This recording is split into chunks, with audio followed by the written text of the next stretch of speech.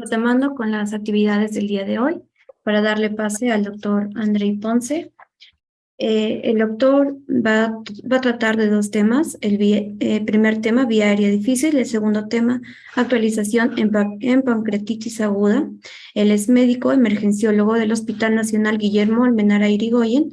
Trabaja en el Hospital de Emergencias de Villa El Salvado. Es docente de la Universidad Particular San Martín de Porres en Lima, tutor de la especialidad de Medicina de Emergencias y Desastres de la Universidad Nacional Mayor de San Marcos en Lima, Hospital Nación. Muy buenos días, doctor Andrei Ponce. Le doy pase para su presentación. Muy buenos días. Agradecer la invitación al Colegio Médico de Huaraz, al doctor Fernando del Valle por la invitación y a la señorita Gloria por el esfuerzo de podernos contactar el día de hoy. Bueno, sin más preámbulos, empecemos el tema. Bueno, la vía aérea difícil viene a ser uno de los problemas más graves que puede enfrentar el emergenciólogo en su práctica diaria. Debido a que, a diferencia del anestesiólogo, del intensivista, del neumólogo o de algún otro profesional que pueda intubar a un paciente en las mejores circunstancias, nosotros no tenemos esa chance. Muchas veces el paciente puede haber salido de su casa habiendo tomado un gran desayuno y puede ser atropellado. Entonces, va el personal de atención prehospitalaria, asegura al paciente, lo traslada, y nosotros no sabemos qué nos pueda llegar en la emergencia. O sea, este paciente puede haber comido, puede ser obeso, puede tener un antecedente de intubación, de muchas intubaciones, antecedentes de traqueostomía, y no nos da el tiempo de prepararnos con anticipación. Sin embargo, debemos usar todas nuestras artimañas para tratar de sobrellevar mejor este caso del paciente. Bueno, entonces pongámonos como una idea. 7 de la noche, turno de trauma shock. Estuvimos en residente con 15 ingresos, 3 pacientes en paro, 5 intubaciones con ventilación mecánica, 6 catéteres, 15 notas de ingreso. Obviamente que vamos a terminar completamente agotados. Y faltando muy poco para el cambio de turno a las 7:45, un paciente varón de 66 años traído por la Policía Nacional de Perú y serenazgo encontrado en la vía pública. No sabemos qué le pasó, lo encuentran inconsciente. ¿Cómo se siente la enfermera? Pues completamente asustada y desesperada porque ya es su hora de salida. Nosotros también. Sin embargo, pues el paciente al estar inconsciente no nos ayuda con un antecedente, no lo registra. Y al examen pues encontramos un paciente chocado, ¿no? Una presión en 70/40, una frecuencia cardíaca en 112, una frecuencia respiratoria en 8, altura 82, una máscara simple, que es la que trasladan habitualmente, a 15 litros y un Glasgow de 5 al ingreso. Entonces nosotros nos vamos a preguntar, ¿y ahora? Entonces no sabemos si el paciente pues tiene un problema en la vía aérea, es obeso, tiene macropnea, tiene un trauma facial, puede tener alguna acumulación de secreciones o algún absceso a nivel de cuerdas focales, puede estar de déntulo o tal vez tenga barba prominente. Entonces a todo esto tenemos que hacerle frente con todas nuestras armas posibles. Entonces, esto es manejo de la vía aérea difícil. Yo soy Andrei Ponce, médico emergenciólogo del hospital. Por definición, vamos a poder diferenciar entre lo que es la vía aérea difícil según lo ven los anestesiólogos y según lo vemos los emergenciólogos. Ahora, para los anestesiólogos va a ser una situación en la cual un personal capacitado en técnicas habituales, o sea que habitualmente intuba, experimenta dificultad para la ventilación, con mascarilla, o para la intubación o para ambas. Vemos ahí en la figura, ¿no? Un paciente obeso, ¿no? Con barba, aparentemente una apertura bucal limitada. Y este paciente hay que hacerle frente para la intubación. Sin embargo, para el emergenciólogo, según el manual de Walsh, de manejo urgente de la vía aérea, es aquella situación en la que durante la exploración previa a la intubación, o sea, en esos minutos, en esos segundos que tenemos antes de intubarlo, vamos a reconocer características físicas propias del paciente que nos van a alertar. Entonces, al momento de hacer la laringoscopía, para la intubación, para la ventilación con bolsa, válvula y mascarilla, lo que vendría a ser el embú, para el uso de un dispositivo extraglótico o para el control quirúrgico de la vía aérea. O sea, en ese momento que nosotros estamos asumiendo el comando de un paciente crítico en trauma shock, nosotros tenemos que empezar a pensar, ya, ¿qué problemas se pueden presentar al momento que voy a poner la pala para hacer la laringoscopía directa y tratar de intubarlo?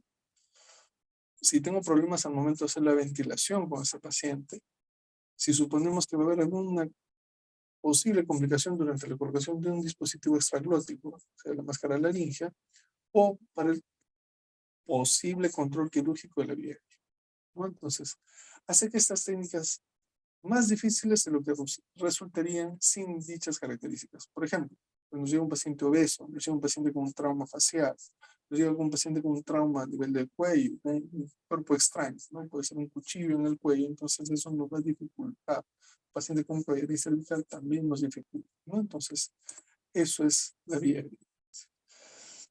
Entonces, la epidemiología, bueno, el que le ha tocado intubar una vía aérea difícil sabe de lo que se trata. O sea, porque en el momento que ya suponemos que va a ser una vía aérea difícil, vamos viendo al paciente y decimos, bueno, este se va a complicar. Prepárame 2 o 3 tubos y por si acaso tráeme el buggy, o por si acaso prepárame el videolaringo, o tráeme una máscara laringea. Pero hay pacientes que ni viéndolos de fuera nos pueden hacer sospechar de que tengan una vía aérea difícil. Entonces, son frecuentes en emergencia las vías aéreas difíciles. La laringoscopía directa más o menos nos va a indicar un 10% de las intubaciones en adultos. Ojo, se consideran las laringoscopías con Cormac-Guillain de 3 o 4. Esta incidencia ha bajado con el uso y la introducción del videolaringoscopio. Más o menos de todas las intubaciones indican un fracaso de hasta un 1%. Han intubado 100, uno les debe haber tocado siquiera con una vía aérea difícil que ni siquiera nadie lo puede intubar. En el niño, más o menos de 1 a 5 por cada 20.000 intubaciones en emergencia. Como procedimientos quirúrgicos de rescate, más o menos representa el 0.3 a 0.5 de todos los casos. O sea, si han hecho 100, más o menos representaría menos de 1. Si han hecho 200, recién representaría un paciente.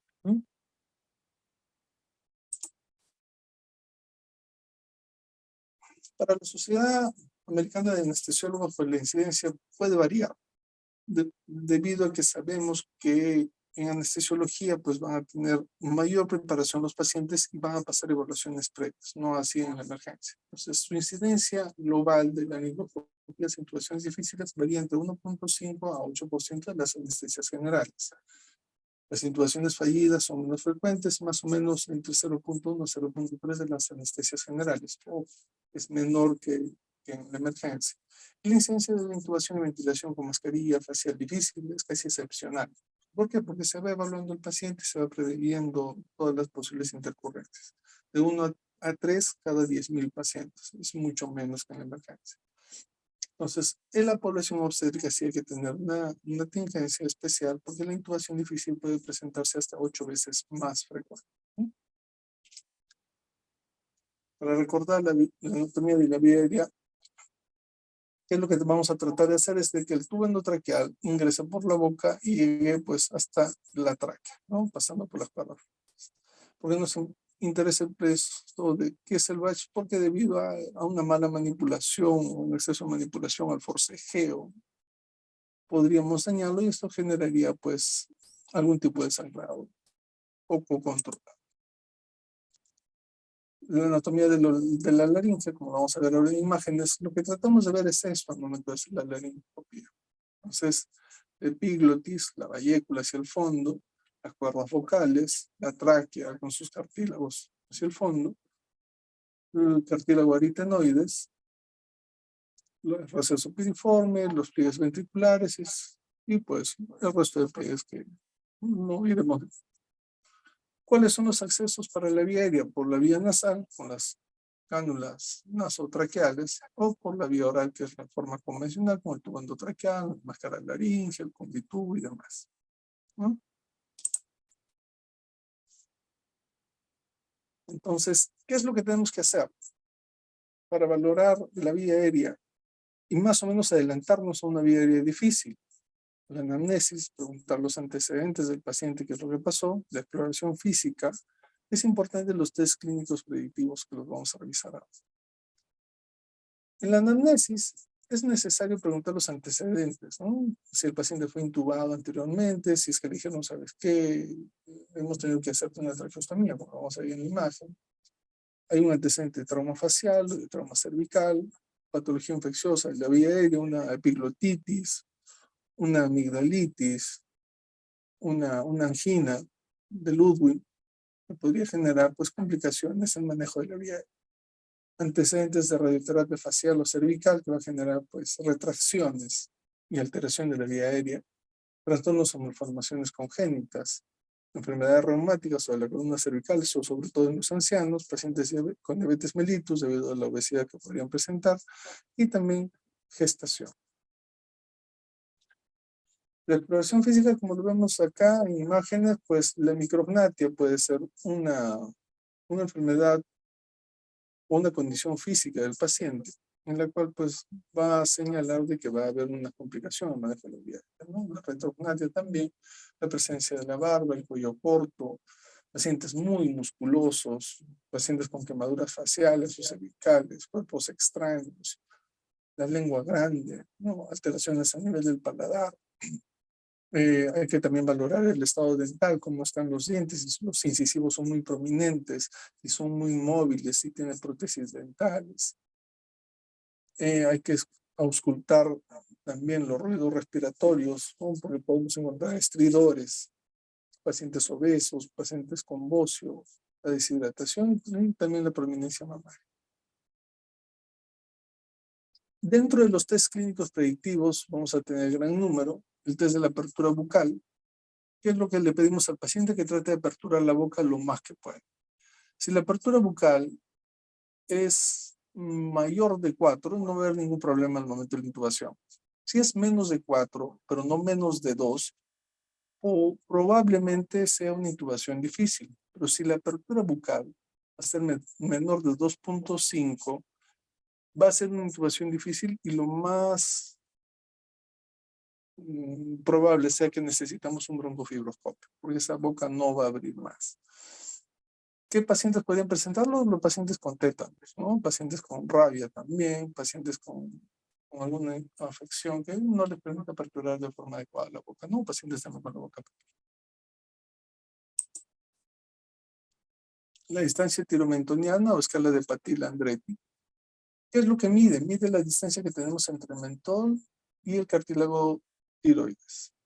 Entonces, no es necesario que el paciente haga una hiperextensión, solamente lo medimos. Tocamos la punta del mentón y tocamos pues, la prominencia del cartílago tiroides. Eso lo debemos medir. No es necesario hacer ningún esfuerzo con el paciente, salvo que desean que se muestre un poco más, podrían pedirle que le eleven la cabeza a unos 30 o 45 grados o más.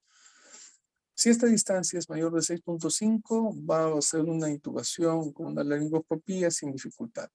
Está entre 6 y 6.5, podría presentar cierta dificultad, pero si esta distancia es menor de 6, esta intubación va a ser muy difícil o imposible. La distancia esterno-mentoniana o pruebas de Saba. Ahí sí tenemos que pedirle al paciente que haga una hiperextensión del cuello hacia atrás. ¿Qué es lo que tratamos de medir? Es la distancia desde la horquilla esternal hasta la punta del mentón.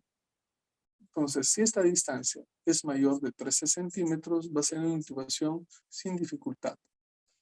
Dificultades leves y moderadas entre 13 y 11 y una intubación difícil cuando no puede extender más de 11 centímetros de distancia. La escala de Malampati-Sampson.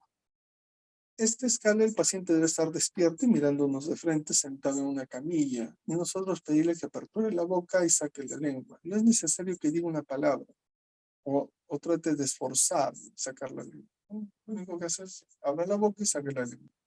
Y ahí nosotros tenemos que visualizar hacia el fondo, hacia las fauces, hacia la parte del paladar blando y úvula. Debemos ver hasta dónde podemos visualizar. En Malampati grado 1 visualiza el paladar blando, las fauces, la óvula y los pilares. Por ende, deberíamos ver toda la glotis en estos pacientes.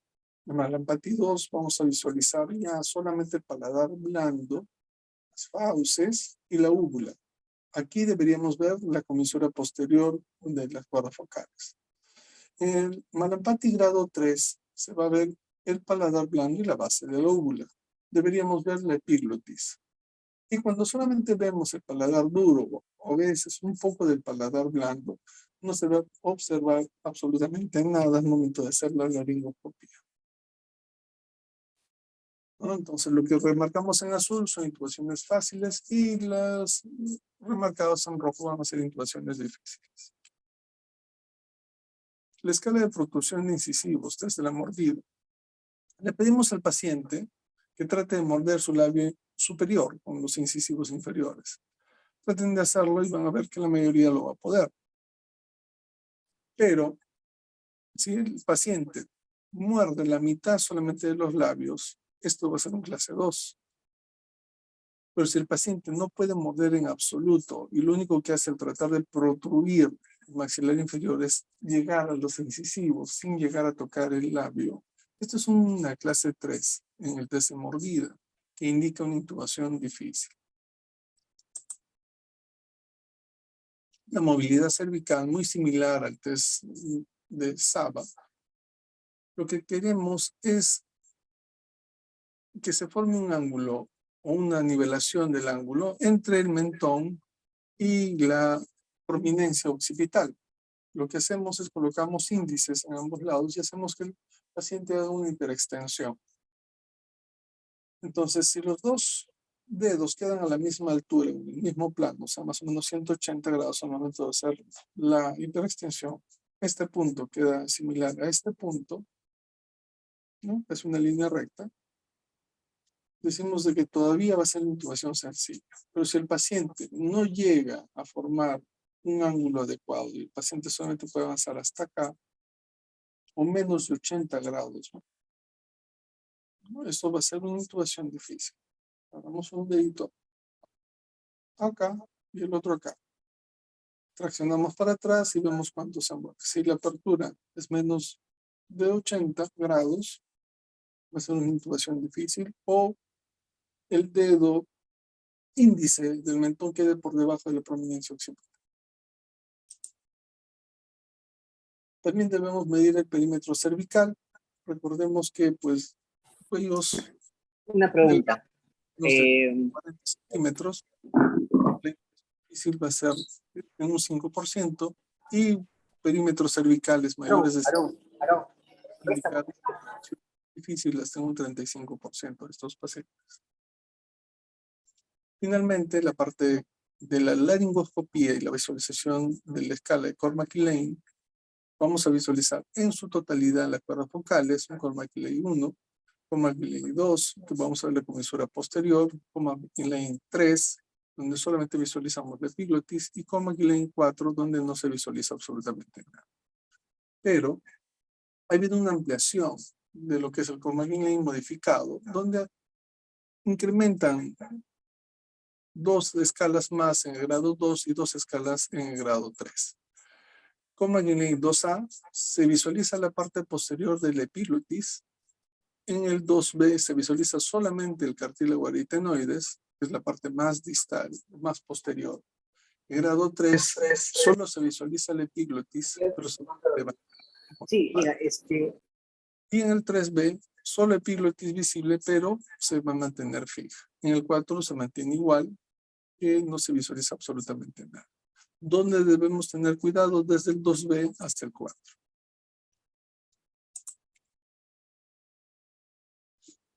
Técnicas para el manejo de la vía aérea, pues recordemos técnicas simples para el manejo de la vía aérea, la ventilación con máscara facial, ¿no? Siempre el E y el C, tratamos de hacer un sello completo para la ventilación, ¿no? Como sin un cánula orofaringea o cánula de Mayo. La máscara laringea clásica o el tubo laringeo puede ser una opción, y la intubación endotraqueal va a ser el dispositivo final para estos pacientes. Dentro de lo que son las máscaras laríngeas para intubación, pues se han generado muchas variedades como el Procel, Fast Track, Aura, LQ, Supreme y iHealth, dependiendo de qué es lo que queramos, pero todas tienen la misma funcionalidad, ¿no? No ingresa a la vía aérea, se apoya a la altura de lo que vendría a ser el inicio del esófago y trata de generar la ventilación hacia los pulmones. La videolaringoscopía, broncofibroscopía, cricotiroidotomía, estiletes, intubación retrograda, lo revisamos ahora. Lo que visualizamos acá es la videolaringoscopía. Esto ha disminuido el número de intubaciones difíciles, debido a que vamos a tener una visualización en tiempo real de la vía aérea, ¿no? Entonces va a depender mucho de lo que se pueda movilizar en ese momento y lograr acomodar al paciente. Entonces vemos acá cómo va ingresando, ve la epiglotis, llega hasta la parte de la vallécula, levanta la vallécula y pues visualiza la vía aérea. Lo que tal vez podría ser una vía aérea difícil, el paciente termina intubado de forma adecuada, ¿no? Como vemos acá. El uso del buggy, o guías o estiletes, o broncofibroscopía, también logramos visualizar de forma directa ya la tráquea y podemos introducir ahí el tubo endotraqueal. Y la cricotiroidotomía, ¿no?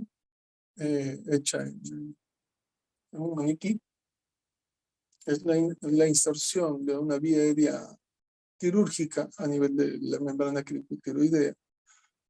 Entonces, buscamos la burbuja de aire, pasamos la guía metálica, hacemos la dilatación y posteriormente a esto pasamos ya a la cánula definitiva, ¿no? La intubación habitualmente la hacemos con guías metálicas o podemos asegurar la vía aérea pues con un buggy, una guía mucho más larga, ¿no? Entonces visualizamos la vía aérea, aseguramos la vía aérea colocando el buggy y pasamos el tubo endotraqueal solamente por el contorno externo de la guía metálica. Igual, bueno, lo que vendría a ser acá la intubación retrógrada, ¿no? Entonces, alineando los ejes en el paciente, manteniendo la mirada directa hacia arriba, sin movilización hacia ninguno de los dos lados, introducimos una aguja número 16 o 14 a nivel del segundo o tercer anillo traqueal, o si no a nivel de la membrana cricotiroidea, y pasamos por aquí una guía metálica. La guía metálica se va a asegurar hacia la boca, la sacamos y vamos a poder asegurar la guía metálica a través del agujero de Murphy, como lo vemos acá. Introducimos el tubo endotraqueal y el paciente está intubado. ¿Qué complicaciones podría haber? Podría presentarse un trauma de las cuerdas vocales y un advertido. Por eso se debe mantener directamente en la línea media del paciente. Entonces, ¿cómo identificamos una vía aérea difícil? Existen 4 dimensiones difíciles. La laringoscopía difícil, la ventilación con máscara, válvula y bolsa difícil, dispositivo extraglótico difícil y la cricotiroidotomía difícil. A esto se va a agregar la intubación difícil, lo que indica que ya son 5 dimensiones difíciles. Entonces, este cuadro ya muchas veces repasado por el manual de Walsh, con sus mnemotecnias de la laringoscopía, la mnemotecnia LEMO, la ventilación, máscara, válvula, con la mnemotecnia Roman, los dispositivos extraglóticos con la mnemotecnia Rhodes y la cricotiroidotomía difícil con la mnemotecnia SMART. Entonces lo traducimos al castellano. Entonces Lemon pasaría a ser marco, Roman pasaría a gemir, Rhodes a raro y SMART a corto. ¿Qué es lo que tenemos que recordar para la parte de la intubación y la laringoscopía difícil? Que se tienen que alinear los ejes. Recordemos que los ejes orales, faringio y laringios son completamente dispares, lo que genera una angulación muy marcada en la vía aérea. Pero si colocamos una almohadilla hacia la cabeza, los ejes faringio y laringio se van a alinear, casi alinear, pero el eje oral se va a mantener todavía con una desviación de 35 grados en promedio. Pero si hacemos la hiperextensión del cuello, esta angulación de 35 grados se va a volver casi a 80 grados y los tres ejes se van a mantener casi alineados. Vemos la diferencia de cómo estaba acá al inicio con la almohada y con la hiperextensión en la almohada, ¿no? Pero a pesar de ser la hiperextensión, sin una almohadilla, este eje también se va a mantener todavía en un ángulo casi de 90 grados. Entonces, idealmente, mientras el paciente pueda flexionar la cabeza, una almohadilla y hiperextensión de la cabeza.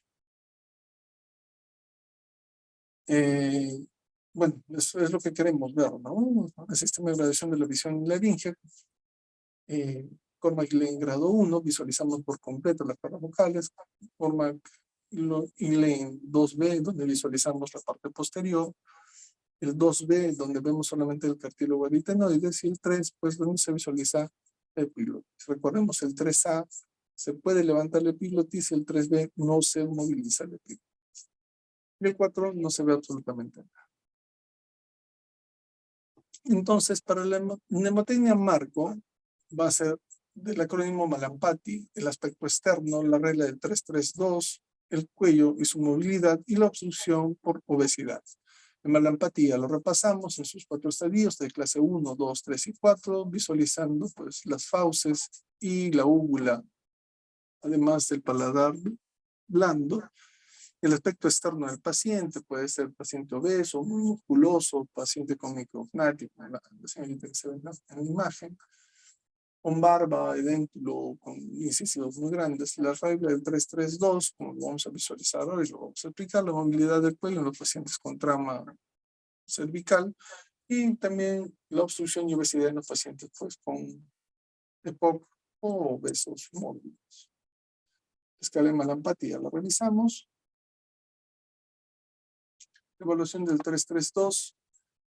Esto implica que debe ser proporcional. Póngase un paciente que mide pues unos 60 o unos 50 y un médico que mide unos 90. Entonces no habría proporcionalidad en tratar de hacer que ingresen 3 dedos en la boca del paciente siendo el médico, ¿no? Entonces debe ser proporcional, 3 dedos proporcionales al tamaño del paciente. Entonces se pide que aperture la boca y vemos si es que puede ingresar 2 o 3 dedos. Igual la distancia desde el mentón hasta el inicio del cartílago tiroides y desde el hueso ioides hasta el cartílago tiroides, ¿no? Distancia 3 dedos y 2 dedos.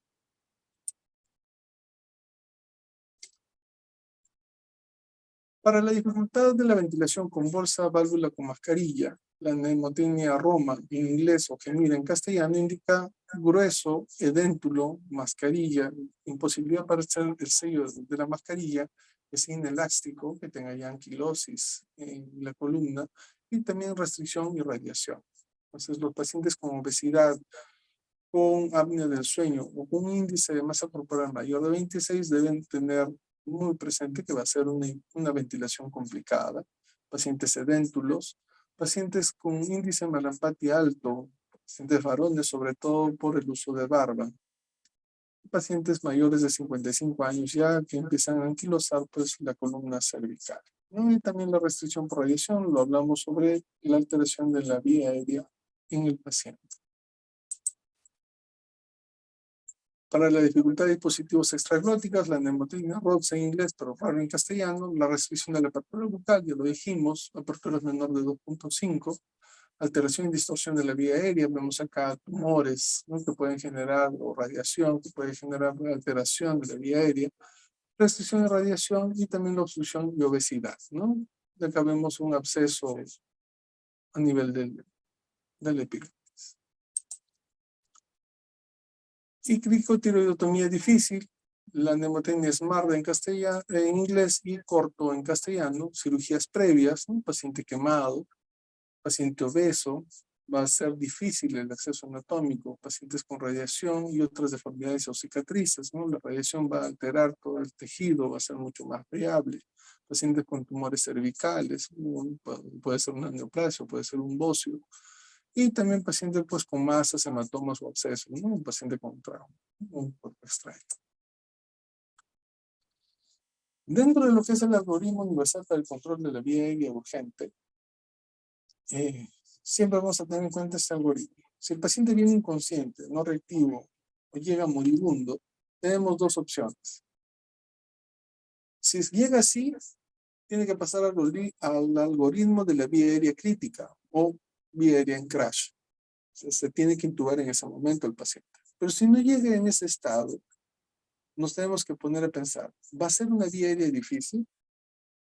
Y ahí vamos a tener dos opciones. Si es una vía aérea difícil, tenemos que pasar al algoritmo para la vía aérea difícil.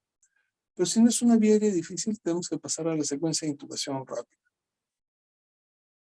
Pero, ¿qué pasaría si los tres fallan? El algoritmo para la vía aérea crítica, el algoritmo para la vía aérea difícil y la secuencia de intubación rápida pueden fallar. Entonces, tendríamos que pasar al algoritmo para la vía aérea. Uy, se me picó.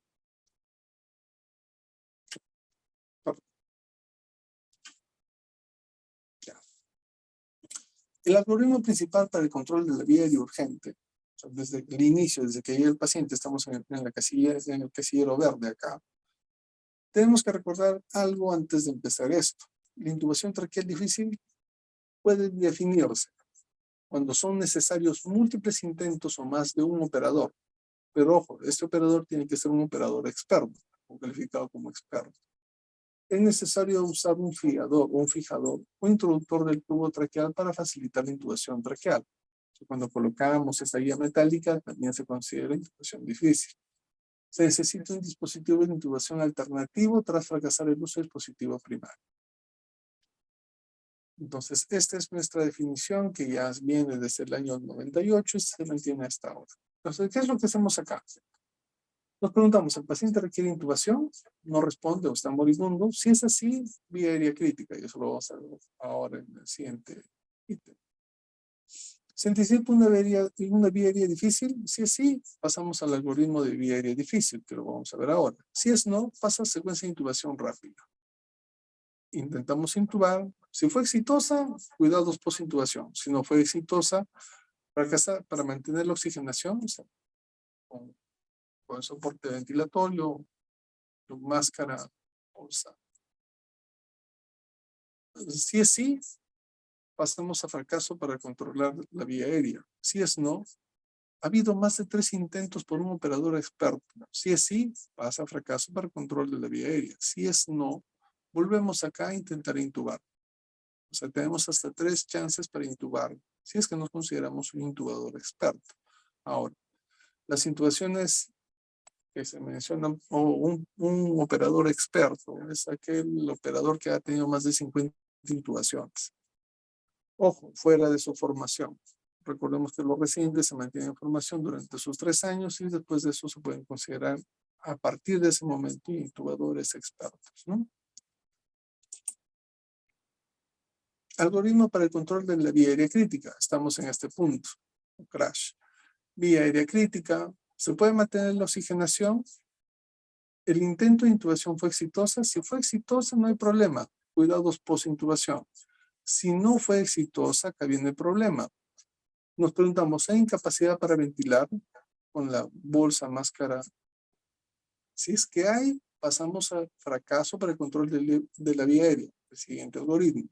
Si es que no, nos podemos arriesgar a colocar succinilcolina. Ojo, los relajantes neuromusculares tienen la contraindicación en vía aérea difícil, porque si es que el paciente no lo vas a poder intubar, lo vas a relajar, en sí le estás generando un paro respiratorio,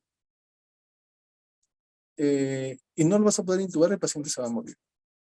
Entonces, de preferencia, si es que van a usar algún relajante neuromuscular que sea succinilcolina, que tiene un efecto de acción, más o menos entre el minuto y los 2 minutos, y un tiempo de acción de más o menos 15 minutos, que no les va a generar mucho tiempo. Pero sin embargo, 15 minutos para un paciente pues puede ser la batalla entre la vida y la muerte. Entonces hay que tener muy en cuenta que este paciente sí se puede ventilar y sí se puede intubar. Por eso nos arriesgamos a poner la succinilcolina. Si intenta la intubación, si fue exitosa, cuidados post-intubación. Si no fue exitosa, hay incapacidad para mantener la oxigenación. Si es que sí, pasamos a fracaso para el control de la vía aérea. Si es que es no, intentamos 3 veces. Si fracasamos en esto, pasamos al fracaso del control de la vía aérea. Si es que no, volvemos a intentar la intubación, pero no volvemos a repetir el bolo de relajante muscular.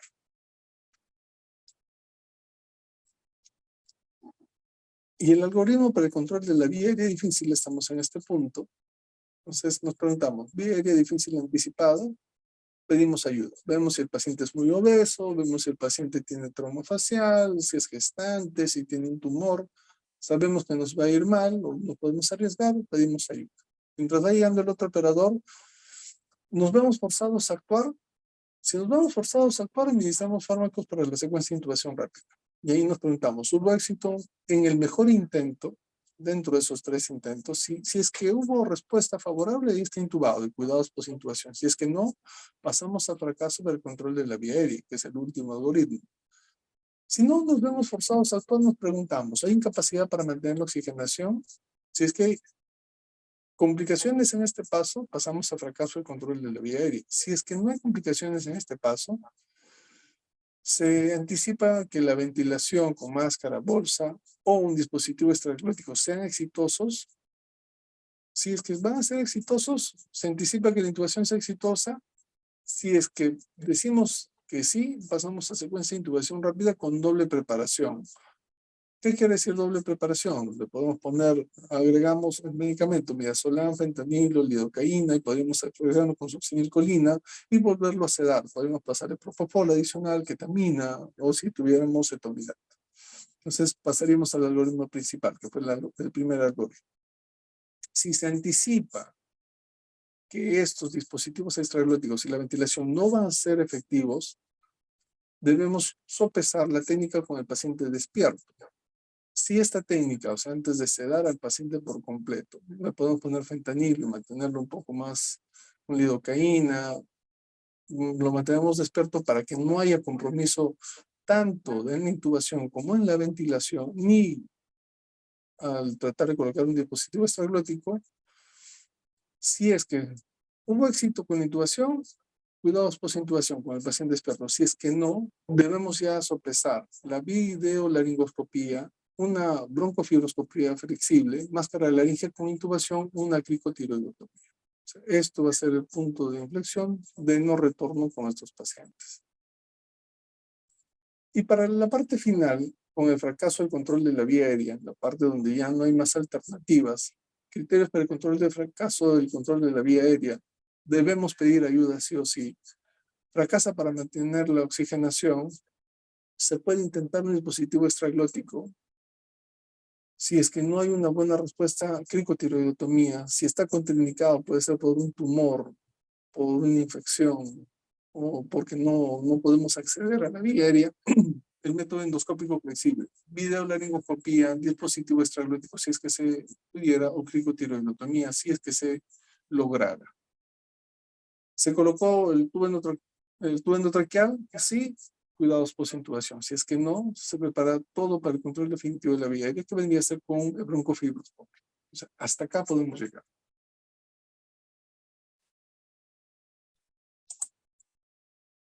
Sin embargo, este año, la Sociedad de Anestesiólogos Americana actualizó este algoritmo, lo resumió acá. Pero recordemos que el manejo de anestesiología es un poco diferente. Entonces, en la preintubación, antes de intentar la intubación, hay que elegir una estrategia de la vía aérea despierta, siempre.